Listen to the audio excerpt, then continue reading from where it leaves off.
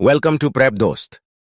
Today, we're diving into India's classical languages and the recent additions to this prestigious list. In this video, we are discussing about concept of classical language, criteria for a language to be classified as classical, recent additions to the list of classical languages. What does the classical tag mean for these languages? How is a language selected for classical status?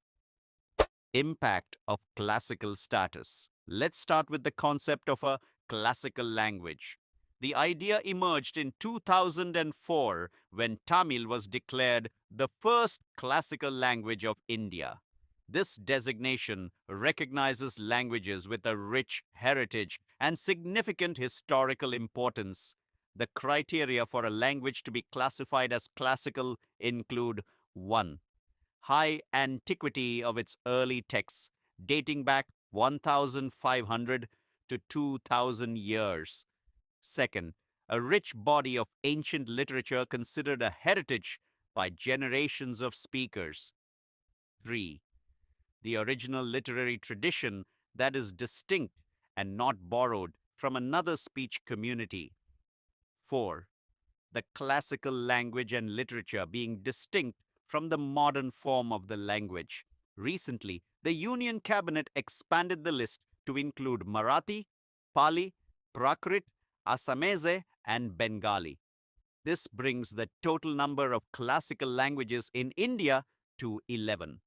The additions reflect both cultural recognition and political strategy, especially with state elections on the horizon. So, what does the classical tag mean for these languages?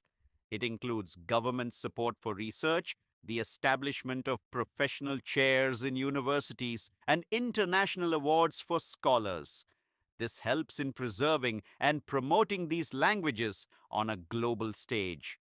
How is a language selected for classical status? The process involves a committee of linguistic experts who evaluate the language based on the established criteria. The Ministry of Culture then makes the final decision.